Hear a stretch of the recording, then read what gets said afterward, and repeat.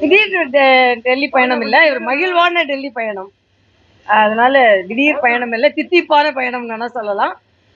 மரியாதைக்குரிய அண்ணன் சிபி ராதாகிருஷ்ணன் அவர்கள் துணை குடியரசுத் தலைவர் வேட்பாளராக அறிமுகப்படுத்தப்பட்டிருக்கிறார். துணை குடியரசு வேட்பாளர்னா குடியரசுத் தலைவர் தான். ஏன்னா தேசிய ஜனநாயக கூட்டணியிலேயே அறுதி பெரும்பான்மையான வாக்குகள் இருக்கிறது. ஆனா நாங்க வைக்கிற கோரிக்கை என்னன்னா, மரியாதைக்குரிய நமது சிபிஆர் அவர்கள் தமிழகத்தை சார்ந்தவர்கள், தமிழகத்திற்கு பெருமை சேர்ப்பவர்கள். அதனால் கட்சி மாற்றங்கள் இல்லாமல், வேறுபாடு இல்லாமல் அனைவரும் அவருக்கு ஆதரவு தர வேண்டும் என்று நான் கேட்டுக்கொள்கிறேன். இதற்கு முன்னால் அப்துல் கலாம் அவர்கள் தமிழராக இருந்து அவருக்கு ஆதரவு தராத ஒரு மாபெரும் குற்றத்தை திமுக போன்ற கட்சிகள் செய்தன. இந்த வாட்டி அது செய்யக்கூடாதுன்னு நான் நினைக்கிறேன். மீண்டும் தித்திப்பான செய்தியாக ஆளுநர் ஆவறதுக்கான வாய்ப்புகள் இருக்கா? இல்ல, எனக்கு தித்திப்பான செய்தின்னு ஆளுநர் ஆவறது இல்லை. நான் எப்பவுமே மக்களோடு பணியாற்றதான் என்னோட தித்திப்பான செய்தி. இன்னைக்கு போறது நாங்க மரியாதைக்குரிய அண்ணன் சிபிஆர் அவர்களை பார்த்து வாழ்த்து தெரிவிப்பதற்கும் கட்சிக்கும் மரியாதைக்குரிய பாரத பிரதமருக்கும் நன்றி தெரிவிப்பதற்காகத்தான் நான்.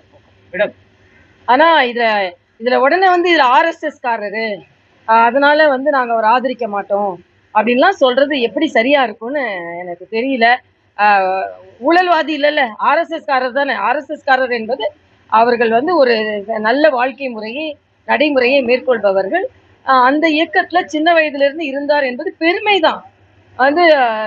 திமுகவில் 6-7 அமைச்சர்கள் மீது ஊழல் குற்றச்சாட்டு இருக்குது, அப்படி சொல்லலையே. அதனால ஒரு நல்ல தன்மையை எதிர்த்தன்மையா அவங்க எடுத்துக்கொள்றது நல்லதில்லை கொடுக்கணும்னு நான் சொல்றேன். தமிழர்களாக இருப்பவர்கள் இதுல நான் அவரை தமிழரா பாக்குறீங்களா இல்லையான்னு முதல்ல நான் கேட்கிறேன். தமிழ்நாட்டை சார்ந்தவரா இல்லையான்னு ஒண்ணு கேட்கிறேன். அதனால அவர்கள் ஆதரவு கொடுக்க வேண்டும். அவர்கள் ஆதரவு கொடுக்கவில்லை என்றால் தமிழ் பற்று என்ற அவர்கள் வேஷம் கலைந்து விடும் என்பது எனக்கு. கூட்டணி சார்பில் துணை குடியரசுத் தலைவராக திருச்சி சிவா அவர்கள் நிறுத்தப்படலான்ற ஒரு பேச்சு தொடங்கி இருக்கு. ஒருவேளை தமிழகத்திலிருந்து இன்னொரு நிறுத்தப்பட்ட எப்படி? அதாவது இது என்ன போட்டிக்கு நிறுத்துற மாதிரி இருக்கு. அதனால முதல்ல நாங்க தானே அதற்கான முன்னெடுப்பை ஏற்றிருக்கோம். அதெல்லாம் இப்படி போட்டி பேசாம, விதண்டாவாதம் பேசாம, ஒரு தமிழ் தலைவருக்கு, தமிழ் மண்ணை சார்ந்தவருக்கு எந்த மாற்ற கருத்து இருந்தாலும் அதற்கு ஆதரவு தெரிவிக்க வேண்டும். அதுதான் தமிழ் மக்களுக்கு திராவிட முன்னேற்ற கழகம் செய்யும் சரியான கடமையாக இருக்க முடியும் என்பது எனக்கு. அப்படிலாம் இல்ல. திறமையானவருக்கு ஒரு தமிழருக்கு வாய்ப்பு கிடைத்த உடனே அதுக்காக கொடுத்தீங்களா இதுக்காக கொடுத்தீங்களான்னு கேட்டுட்டு இருக்காதுங்க. அவர் நல்ல தலைவர். அவர் 2 முறை பாராளுமன்ற உறுப்பினராக இருந்திருக்கிறார். அதுல ராஜ்யசபை நல்லா நடத்துவார். அதே மாதிரி கான்ஸ்டிடியூஷனல் நாலேஜ் அதுக்கு வேணும். அதுக்கு ஆளுநராக இருந்திருக்கிறார். அடிமட்ட தலைவராகவும் இருந்திருக்கிறார். இதை விட தகுதியான ஒரு யார் உங்களுக்கு கிடைக்கிறது? இந்த முறை புதிதாக பதவி தேர்தல் பாஜக தலைமை பொறுப்புகள் தேர்ந்தெடுக்கும் போது விஜயதாஸ் தொடர்ந்து ஒதுக்கப்படுறதா? இல்ல, அதை பத்தி நான் இப்ப சொல்லலப்பா. அது கட்சி செய்ய வேண்டிய கடமை. ஒரு நல்ல நிகழ்வு நடக்குது, மரியாதைக்குரிய சிபிஆர் அண்ணனுக்கு அங்கீகாரம் கிடைத்திருக்குது, அதோட நம்ம பார்ப்போம். ஜனாதிபதி வேட்பாளரை அறிவிச்சா கூட தமிழகத்துல பாஜக ஆதரவு இருக்காதுன்னு சொல்லிட்டு செல்வ பெருந்தகை. இல்ல, செல்வ பெருந்தகை இப்ப என்ன பிரச்சனைன்னு கேக்குறேன். முத நீங்க தமிழை மதிக்க கற்றுக்கொள்ளுங்கள். இவங்க இன்னைக்கு இவ்வளவு பேசுறாங்கல்ல, பிஜேபி ஒண்ணு செய்யல. சிதம்பரம் என்ன செஞ்சாருன்னு பட்டியலிட சொல்லுங்க. 5 திமுக அமைச்சர்கள் என்ன பட்டியலிட சொல்லுங்க. நான் இன்னைக்கு சொல்வேன், இந்த ஏர்போர்ட் விரிவுபடுத்தப்பட்டது மரியாதைக்குரிய பாரத பிரதமரால். தூத்துக்குடி ஏர்போர்ட் விரிவுபடுத்தப்பட்டது மரியாதைக்குரிய பாரத பிரதமரால். தூத்துக்குடி துறைமுகம் விரிவுபடுத்தப்பட்டது மரியாதைக்குரிய பாரத பிரதமரால். திருச்சி ஏர்போர்ட் விரிவுபடுத்தப்பட்டது மரியாதைக்குரிய பாரத பிரதமரால். இன்னைக்கு அங்க ஒரு கார் தொழிற்சாலை வைக்கிறீங்க.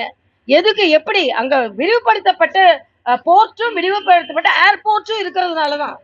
அதனால சும்மா தமிழகத்தை நான் இன்னைக்கு இதே கேள்வி நான் திருப்பி கேட்பேன். ஏறக்குறை 20 வருஷம் மத்தியில திமுக காங்கிரஸ் ஆட்சியில இருந்தாங்க. பட்டியலிட சொல்லுங்க பார்க்கலாம். நான் பட்டியலிட முடியும். 10 லட்சம் கோடி ரூபாய்க்கு இன்ஃப்ராஸ்ட்ரக்சரை தமிழகத்திற்கு கொண்டு வந்திருக்கிறோம், பட்டியலிட முடியும். அதனால சும்மா அப்படியே பேசிட்டு இருக்க வேணாம். நீங்கள் இந்த முறை சிபிஆர் அண்ணனுக்கு ஆதரவு தரவில்லை என்றால் தமிழக மக்கள் உங்களை புரிந்து கொள்வார்கள். அதை நீங்கள் புரிந்து கொள்ளுங்கள். 21ஆம் தேதி மதுரையில இரண்டாவது கட்ட மாநாடு நடக்குது. இல்ல, நாங்க இப்போ குடியரசு துணைத் தலைவரை பற்றி சிந்திக்கும் போது தாவேக்காவை பத்தி சிந்திக்க வேண்டாம்னு நான் நினைக்கிறேன். தாவேக்காவை எப்பவாவது அவங்கள பத்தி அவங்க சிந்திக்கிறாங்க. நாங்க இப்ப அவங்கள பத்தி சிந்திக்கணும். பார்க்கலாம். கடந்த முறை ஏபிஜே அப்துல் கலாம் ஒரு ஜனாதிபதியா தேர்ந்தெடுக்கும் போது ஒரு கட்சி சார்பற்ற மனிதராக இருக்காரு. அதே போல ஒரு தலைவரை தேர்ந்தெடுக்க வாய்ப்பு இருக்கா? துணை ஜனாதிபதி வேட்பாளர் ஒரு கட்சி சார்பற்றவர்களாக மாறி விடுகிறார் அல்லவா? அரசியல் அடிப்படையில் எல்லாரும் கட்சி சார்பானவர்கள் தான் இருப்பாங்க.